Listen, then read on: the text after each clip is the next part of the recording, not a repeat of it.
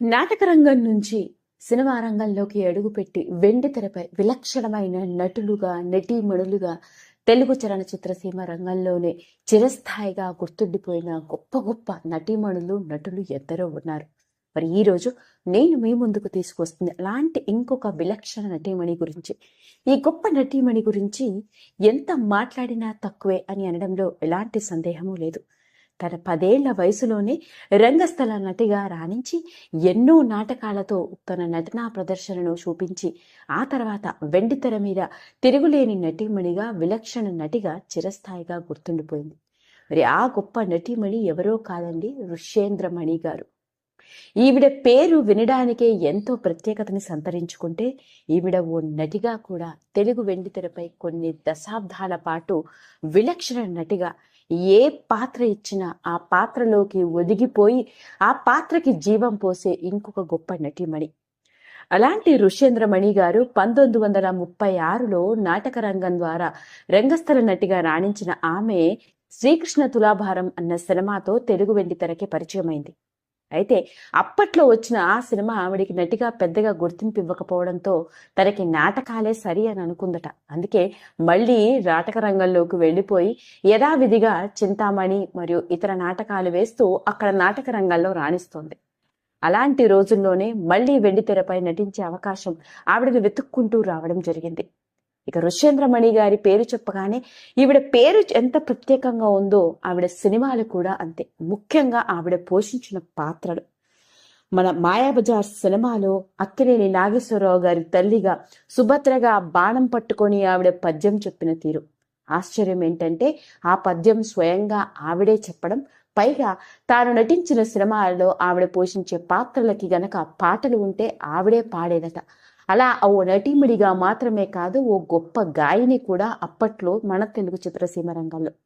ఇక ఆ తర్వాత జగదేక వీరుడి కథలో ఓ పట్టపురాణిగా, ఆడపెత్తనంలో తల్లిగా, అంతేకాకుండా మిస్సమ్మలో మన జమున గారికి తల్లిగా, గుండమ్మ కథలో ఎల్ విజయలక్ష్మికి తల్లిగా, రాముడు భీముడిలో ఎన్టీఆర్ గారికి తల్లిగా, ఇలా 1936 నుంచి మొదలుకొని 1986 వరకు తెలుగు, తమిళ్, కన్నడ, మలయాళ, హిందీ భాషల్లో చాలా బిజీ ఆర్టిస్ట్గా, తొలినాళ్లలో హీరోయిన్గా, ఆ తరువాత సపోర్టింగ్ యాక్ట్రెస్గా, తల్లిగా దాదాపు 150కి సినిమాలలో నటించింది. మరి అలాంటి ఋష్యేంద్రమణి గారు చివరిసారిగా నటించిన సినిమా శ్రీ షిరిడి సాయిబాబా మహత్యం.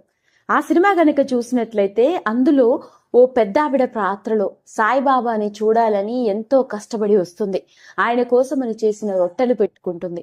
ఆలస్యం అవుతూ ఉంటే తట్టుకోలేక ఆవిడ చేసిన రొట్టెల్ని తానే తిని బాబా దగ్గరికి వెళ్ళి ఏడుస్తుంది. మరి ఆ పాత్రలో కనిపించింది ఎవరో కాదు, స్వయాన మన ఋష్యేంద్రమణి గారే. అలా ఎన్నో సినిమాలలో విలక్షణమైన పాత్రలతో చెప్పుకోదగ్గ గొప్ప నటీమణిగా అలరించింది. సినిమాల్లో రాణిస్తున్న రోజుల్లోనే అప్పటి ప్రముఖ సంగీత దర్శకుడు మరియు రంగస్థల దర్శకుడు అయిన జువ్వారి రామకృష్ణారావుని పెళ్లి చేసుకోవడం జరిగింది. వీళ్ళకి 3 పిల్లలు, 2 ఆడపిల్లలు మరియు ఒక కొడుకు కూడా ఉన్నారు. ఆశ్చర్యం ఏంటంటే మరి అలాంటి గొప్ప నటీమణి ఋష్యేంద్రమణి గారి వారసత్వం కూడా సినిమా రంగంలో రాణిస్తుంది అంటే మీరు నమ్ముతారా? అవునండి, నేను చెప్పేది అక్షరాల నిజం. ఋష్యేంద్రమణి గారి మనవరాలు భవాని. ఈవిడ మన తెలుగు చిత్రసీమ రంగంలోకి అడుగుపెట్టి ఎన్టీఆర్, బాలకృష్ణ, శ్రీధర్, చంద్రమోహన్ వంటి వాళ్లతో కలిసి నటీమణిగా అలరించింది. ఇంకా ఆశ్చర్యాన్ని కలిగించే విషయం ఏంటంటే స్వయాన తన అమ్మమ్మతోనే సినిమాలో నటించడం, పైగా మొదటి సినిమాకే బెస్ట్ యాక్ట్రెస్ గా కన్నడ చిత్రసీమ రంగంలో గుర్తింపు సంపాదించుకుంది. ఇక అలాంటి భవానీ గారు కన్నడలో స్టార్ హీరోయిన్ గా దాదాపు 100కు పైగా సినిమాలలో నటించింది. కన్నడ, తమిళ్, మలయాళ, తెలుగు భాషల్లో రాణించింది. ఇక తెలుగు సినిమాల విషయంలోకి వెళ్తే నీడలేని ఆడది, సీత గీత దాటితే, శ్రీమద్ విరాట్, పోతులూరు వీరబ్రహ్మేంద్ర స్వామి వంటి సినిమాలలో కనిపించింది. ముఖ్యంగా సీత గీత దాటితే సినిమాలో శ్రీధర్ పక్కన మరియు నీడలేని ఆడది సినిమాలో చంద్రమోహన్ కి హీరోయిన్ గా నటించి అలరించింది. అలా తెలుగులో హీరోయిన్ గా అలరించిన ఆమె ఆ తర్వాత మన తెలుగు బుల్లితెర రంగంలోకి కూడా అడుగుపెట్టి సీరియల్ యాక్ట్రెస్ తెలుగు బుల్లితెర ప్రేక్షకులకి కూడా సుపరిచిత్రాలు. వినడానికి ఆశ్చర్యంగా ఉన్నప్పటికీ ఋష్యేంద్రమణి మనవరాలు భవానీ గారు మన తెలుగు బుల్లితెర రంగంలోకి అడుగుపెట్టి సీరియల్ యాక్ట్రెస్ గా తల్లి పాత్రలతో రోజు మనల్ని పలకరిస్తోంది. ముఖ్యంగా ప్రముఖ టీవీ ఛానల్స్ అయిన ఈటీవీ, స్టార్ మా, జీ తెలుగు వంటి ఛానల్స్ లో ప్రసారమైన డైలీ టీవీ సీరియల్స్ లో హీరోయిన్లకి మరియు ఇతర పాత్రలకి తల్లి పాత్రల్లో కనిపించింది. ఇక ఆవిడ నటించిన సీరియల్స్ విషయంలోకి వెళ్తే ఈటీవీలో ప్రసారమైన సుందరకాండ, నిన్నే పెళ్లాడతా వంటి సీరియల్స్ లో తల్లి పాత్రలో కనిపించి అలరించింది ఎవరో కాదు, స్వయేనా ఋష్యేంద్రమణి గారి మనవరాలే.